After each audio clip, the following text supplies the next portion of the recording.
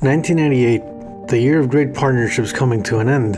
It was the last dance for the mighty Chicago Bulls, 90s sitcom Seinfeld, and the Spice Girls quintet as Ginger Spice left around May. The void left by all three events was felt worldwide. The day was Thursday, December 10th, 1998.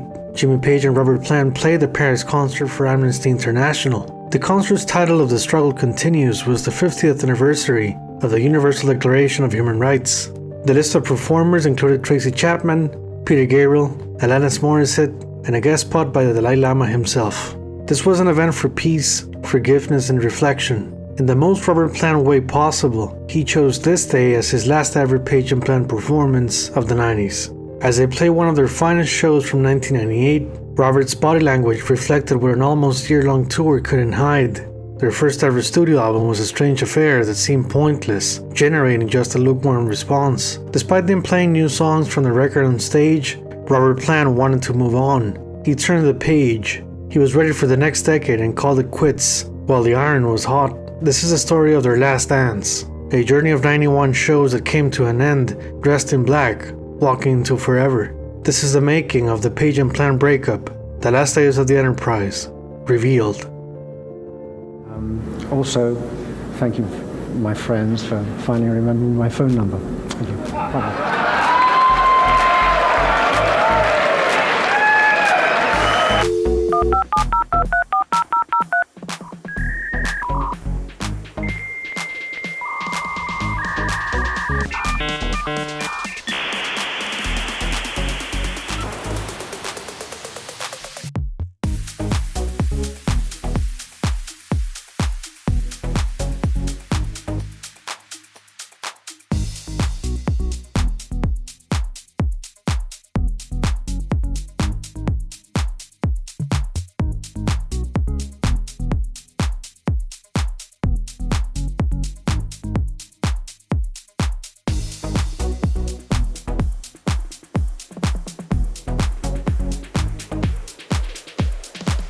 Was the exclusion of John Paul Jones an obvious sort of... Shut up. No. An obvious. Oh, it don't matter. It's just that Jonesy was busy and we're busy. Rehearsals for the Page and Plant tour of 1998 began in London in late January, with additional sessions in Zagreb, Croatia, before opening night. In a similar style to Led Zeppelin's Cut the Waffle approach of 1980, logistics and personnel were trimmed down to a back-to-basics approach. Gone were the big orchestra ensembles and colorful clothing styles of the unleaded years. Having a smaller cast of characters was a risky proposition, as it could reveal internal turmoil that was less apparent with the bigger team. This was a return to shape and form with a regular four-piece band of Page, Plant, Lee, and Jones, plus additional keyboard and mandolin help from Philip Andrews. Andrews' resume included keys for one song on Robert's Fate of Nations, as well as mixing Upon a Golden Horse from Walking into Clarksdale. Jimmy's outfit choice for 1998 was a far cry from previous years of elegant selections. This new approach of wearing black made him look like a roadie or a guitar tech, rather than a larger-than-life rock star. It seems Page tried to go for a modern rock style that just didn't age well. Adding the short hair and a puffier weight, Jimmy's appearance was not his finest moment. Some would say it raised concerns over his health. He looked like a weekend warrior going back to his general manager job on Monday. The tour's name of Walking Into Everywhere was a strange choice of words that in retrospect announced Robert's own thoughts within the camp. 8 songs from their soon-to-be-released album were added to the band's repertoire. It needs to be said that these sounded so much better live than its studio counterparts. I wonder if Rehearsals made Page and Plant aware of how Walking Into Clarksdale was not the best representation of how these songs should have been recorded. The tour was mostly comprised of Led Zeppelin tunes, of course. Here's a look at an average setlist from 1998. Opening numbers were carbon copies of their unleaded days, which is somewhat underwhelming. Although it was a fail-safe strategy, you'd think they would have changed things a bit for the sake of a new tour going on. I believe they should have interleaved all the songs from Presence for a darker and heavier approach. Next came a very nice section to showcase the new material. Walking Into Clarksdale was a song that worked wonders on stage. The way the band came back to the slow tempo after Jimmy's guitar solo was a showstopper. No Quarter became a concert highlight thanks to the collective efforts of all 5 musicians on stage.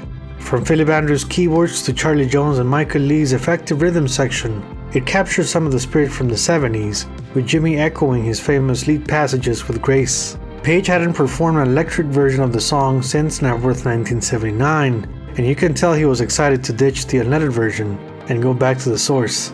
Next was an acoustic run of 3 songs to slow things down, with Gallows pulled a track that just couldn't be without the unleaded arrangement to enhance its powers. There's a reason Zeppelin rarely played this track as a 4-piece. I think Going to California and Tangerine, while great classics themselves, they just didn't fit the overall vibes of the tour. The setlist continued with 2 cuts from Clarksdale, including hit single Most High. Babe I'm Gonna Leave You was played to death on the unleaded tour. It was quite unnecessary here, and a missed opportunity to go for a deep cut, but fans got their wish granted with How Many More Times, which is the defining track from this tour. A Led Zeppelin early day favorite, it was technically retired in 1970 to then make a rare appearance in 1973 and a later bizarre comeback on 6 dates from 1975. This was a special treat for all Zeppelin fans attending these Page and Plant shows. Jimmy came back to playing the violin bow, something he hadn't done since the Outrider tour of 1988. Yup, that was happening 10 years time ago back then. The show ended with a somewhat restrained version of Whole Lotta Love plus Thank You and Rock and Roll as encores. As you can see, this looks like walking into unleaded. The fishbowl effect for Plant was real. There was no Cashmere and no Since I've Been Loving You, but the setlist kinda remained the same, and the audience didn't seem to notice. Very important here. Please? The weather seems Yeah, very, yeah, est très very, importante very ici, important. semble-t-il, oui. Très important. C'est normal, quand même, c'est moi qui compte. Oui, oui. On a un peu les mêmes cheveux. Parlez un petit peu le français, hein. Oui. Yeah, later we'll compare hair. On comparera nos cheveux tout à l'heure. Hein. Naturally? Yeah, me too. Bon, alors le temps pour demain. Hein? Weather for tonight. Ce soir même déjà. J'ai pas, je suis désolée. Toute la presse rock avec l'éditorial de Philippe Manœuvre, donc dans Rock and Folk. Nos 2 musiciens qui sont là avec leur groupe. A tout de suite, merci. Page and Plant's Walking Into Every Word tour began with the first leg of 10 shows in Europe, including Croatia, Hungary, Czech Republic, Poland, Romania, Turkey, England, and France. Many of these Eastern European countries were left out from the unleaded visits in 1995 due to political turmoil in the region. The shows represented a lifelong dream for rock and roll fans.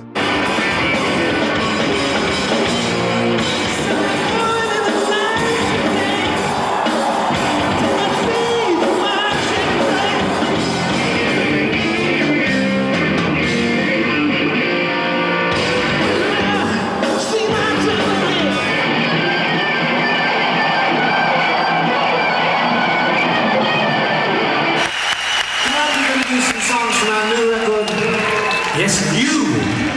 The album is called Walking into Clarksdale. This is called Walking into Clarksdale.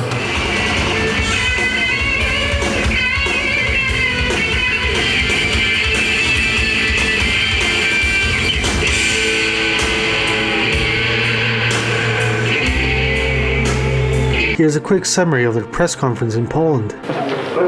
What's beckoning at me and look? What's that? Oh yeah, the fingers. Help! We're 2 very bad-tempered, rich bastards who wander around pissing everybody off. We have a mutual condition. Promotional gig tonight. Which songs from a new album are you going to play for Polish It's not a audience? promotional gig. So we do new songs and we do some Zeppelin stuff, but we're going to be doing it forever. But promotional gig now, I mean, it's just a gig. Touring prior to the album release is quite unusual in the business. So is it accidental thing or is it a part of your strategy of teasing the listener? How it feels to be a true god of rock. I don't know. I'm very good at tennis. We're not rock gods. We have trouble with women. We have to pay tax. What a strange question. Mr. Plant, what are your impressions after the Freddie Mercury tribute concert? Let's stop this for a moment. This was an interesting question about the 1992 Freddie Mercury tribute concert, but we probably remember his disastrous take on Innuendo. You can check out the full story behind this performance on episode 4 from my post Led Zeppelin 1990 series. Plant's response was good. He managed to be diplomatic and informative.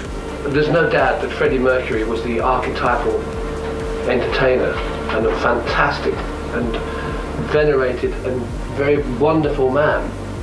And although it's not my kind of music, I really loved him. And the guys in the band, they're really good friends of mine. There is a certain amount of emotional entanglement where everybody gets sort of overtly emotional about things. And it was one of those days where you're in the middle of a great big teardrop. Particularly remember Axl Rose being rather unusual backstage, and he had to do this duet with Elton John. And Elton John kept knocking on Axl Rose's dressing room door, and Axl wouldn't open the door. So when they went out on stage, they hadn't actually, I think they'd rehearsed it once, they went out together, and every time Elton John put his arm around Axl was going like this. So there are a few other things about it I remember, and that's the only one I'm going to tell you. Poly promoter. No, we are. Polytunnel. Yeah, poly off.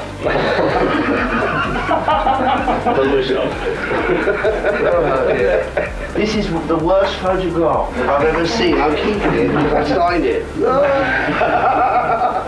And that's what I think of that photo. Thank you very much. Two weary Vikings. No. Saw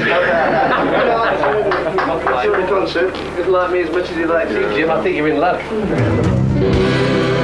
Tears to the river. Tears to be free.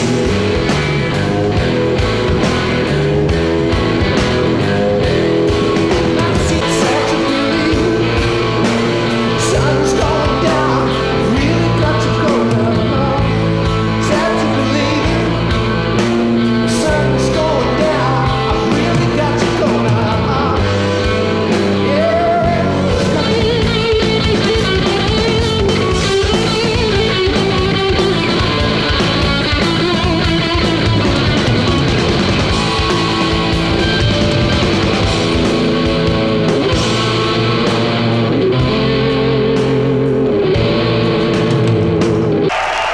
That man there, on guitar, Mr. Jimmy Page.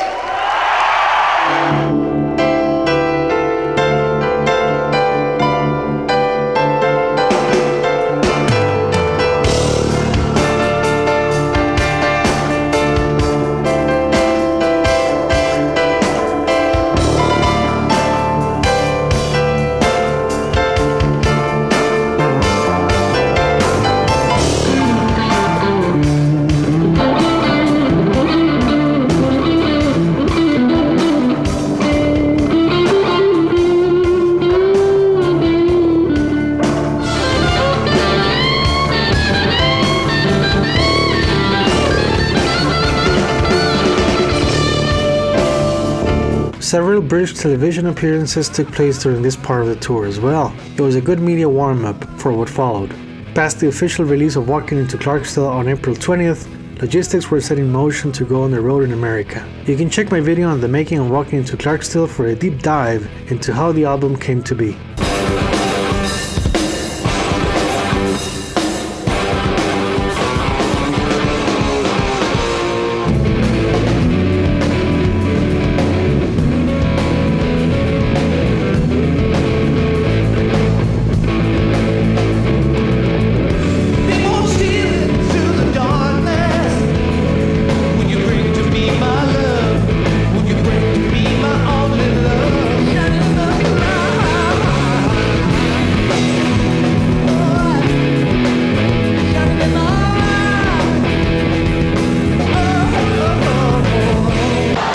Seconds from Game 7 or from championship number 6.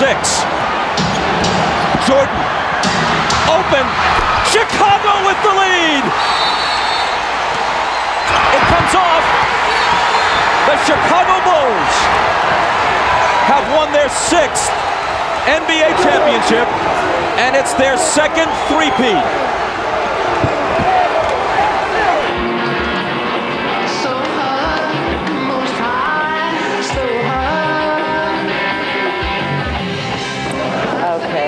Up to 11.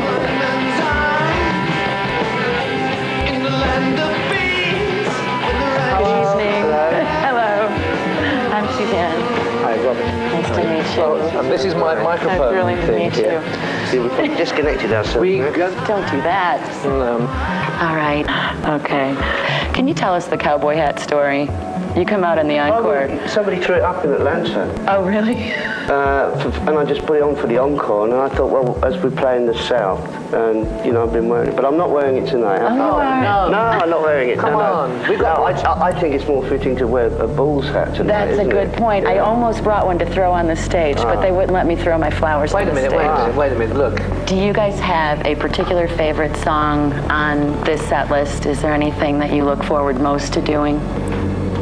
A Heart in Your Hand. Oh, I love that song. That's a great one. Yeah, it's a beautiful song. It's a beautiful song. Yeah, I love the new record. What's next? I think Flagellation, Trial by Fire, and Cuba. Cuba. I heard you've got a love implant. A love-in plan, yeah. Plenty of air conditioning and a good view. Thank you, cameramen, for walking backwards and forwards like this very, very slowly. Let's have a little bit more of that. The first leg of the North American tour kicked off in Pensacola, Florida, the same place where their 1995 tour started. This set of 34 shows saw them return to many venues of previous unleaded riches, including Madison Square Garden. This concert series ran from May 19th until July 19th, with Jimmy's controversial collab with Puff Daddy released on June 9th. You can check my video on the making of Come With Me for the Godzilla soundtrack. The overall tightness of the band's rhythm section for this 1998 tour reaped the benefits of actually recording an album together. They sounded as a cohesive unit, closer to a seasoned group, rather than two big stars and a supporting cast behind. Michael Lee's snare drum sound was a major improvement from Unleaded. Going on tour with Echo and the Bunnymen in 1997 contributed to his confidence on stage. Michael Lee was on fire, a tour MVP for sure.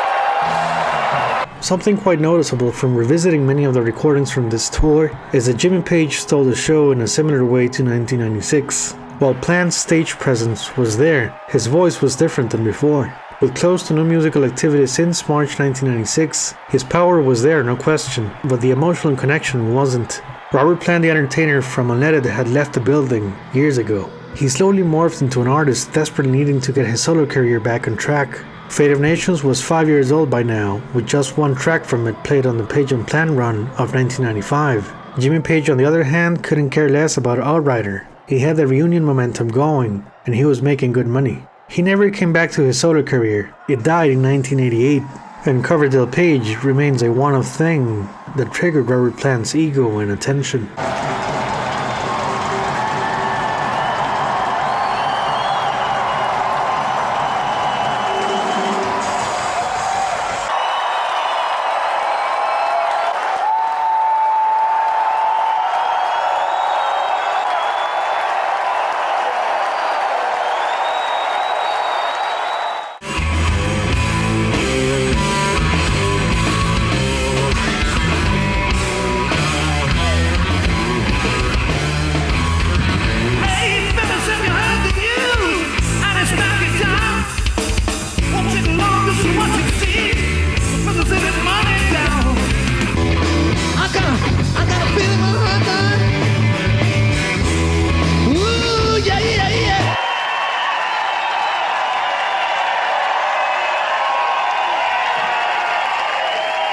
Well, good evening, everybody. You feel all right? I can't hear that. Do you feel all right? We got a lot of places to go, some new songs to play, some old songs to play, some new songs to play. This is the first new song. It's called Walking into Clarksdale. A second leg of 5 European shows in August saw them play several festivals that helped to generate some buzz around their Clarksdale works. Their rock and roll sound was compact and closer to their Zeppelin legacy in terms of impact, without the added flair of Egyptian or symphonic hands behind. Do you gather flowers for me, moving softly through the tree, with the sand against your arm.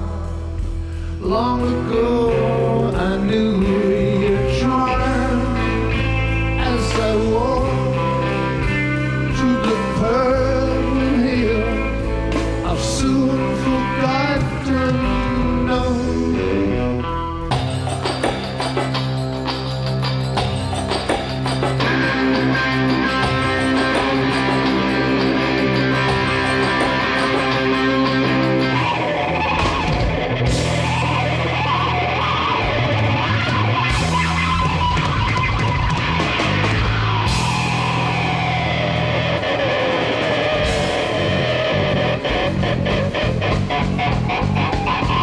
The band returned to America for a second leg of dates that ran from September 1st through October 2nd. These 19 concerts were the last Page and Plant would perform together in the United States.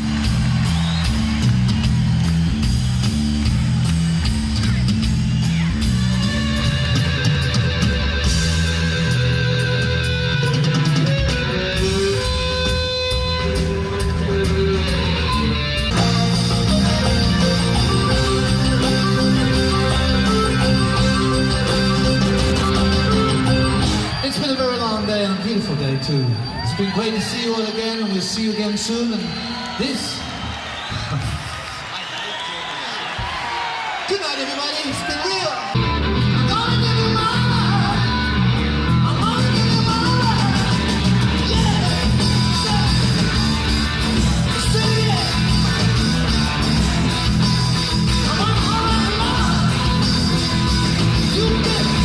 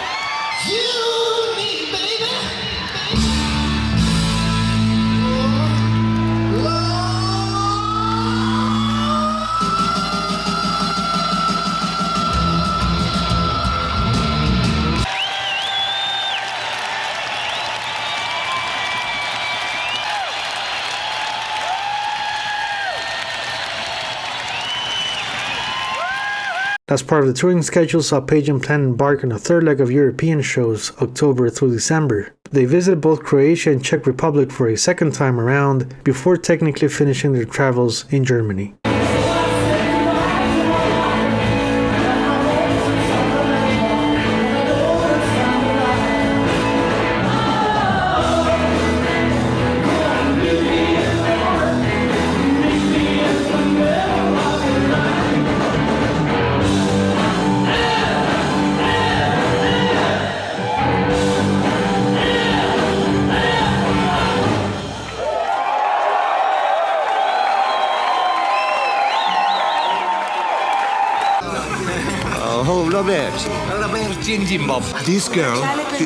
This girl sent you, tramite me, through me, a very beautiful, how'd you say that? Yeah. Did you see that? This girl gave you this gift. Oh, spiegaci la storia, Mixo. Guarda qua, guarda che bella scena. Lei presenta un braccio da Robert Plant, adesso mi spiego. Possiamo fare qualche domanda? Do you mind? She's my little Christmas present.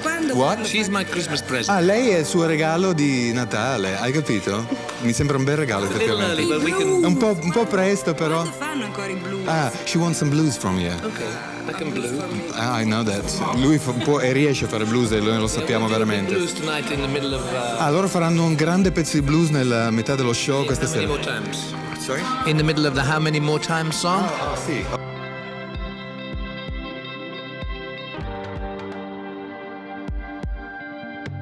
And the virtuosity, the way that we play, the way Jimmy is like a sort of a master of the guitar. Yeah, it's something that's almost refreshing now, with contemporary music being built a lot around chordal guitar structure. So we're flattered, we're pleased to be here, and we're going to have some fun. We're going to, what they say in America, kick ass. That's something from the 60s. Happy to be here. Which songs are you going to play from Walking into Clarksdale tonight? Well, we're playing that, Walking into Clarksdale, Heart in Your Hand. The highly publicized show at the Paris Amnesty on December 10th was definitely an encore as far as concerts go for this tour. 4 songs were shot on video: When the World Was Young from Walking into Clarksdale, Babe I'm Gonna Leave You, Gallows Ball, and Rock and Roll. A fitting selection that summed up a year of sold-out venues and high-level performances. It was Robert Plant's swan song from the Page and Plant organization, as he called it, quote, "There are only so many springtimes." Although the band didn't break up right there in Paris, the date was symbolic. December 10th will be the day Led Zeppelin reunited at the O2 Arena in London, some 9 years later. Plant is said to have had an epiphany during the Paris show, in the same way he had at Live Aid 1985. A high-profile event like this added all the extra pressure to feel the flashbacks from the world watching. He asked himself, should I be doing this?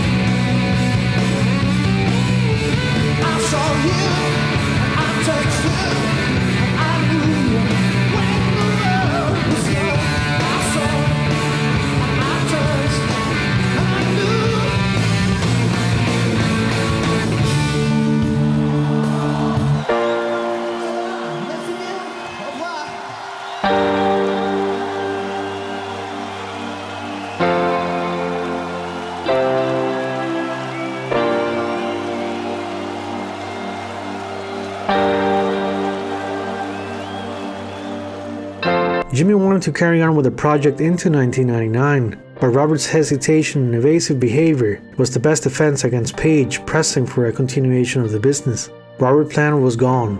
Jimmy forgot about the whole thing when he started working with the Black Crowes, and just like that, Page and Plant stopped. No press conference, no goodbye, just silence. Was Robert's departure avoidable? Some stayed working to Clarksdale selling half the copies Unleaded did was the key factor in his decision.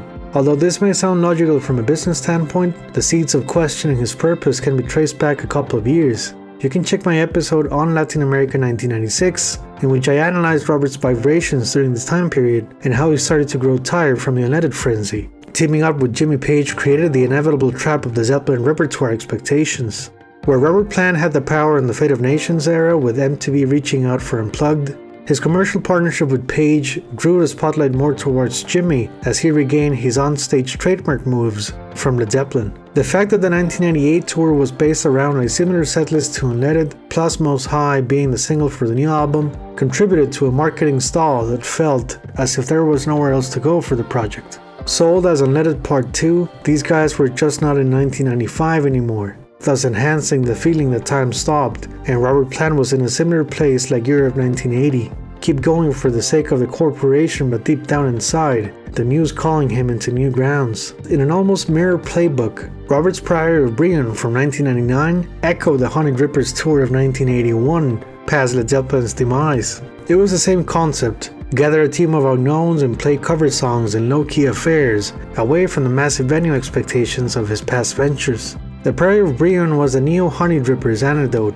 and vital conductor into the new phase of his career, where he stopped chasing the charts in the mainstream media game. Robert kept his new endeavor until the year 2000. Jimmy, on the other hand, came across familiar faces that would give the rock and roll world hopes of a potential supergroup. As a side note, you can check my comments on Page and Plant's one-off project from 2001 on my Making of Celebration Day episode 1. Thank you for watching, and stay tuned for the next episodes in the post-Led Zeppelin 1990 series. We're almost done with this exciting decade and there's still 2 albums that I need to cover. Hold on to your seats, as John Paul Jones and Jimmy Page will close the 90s in style.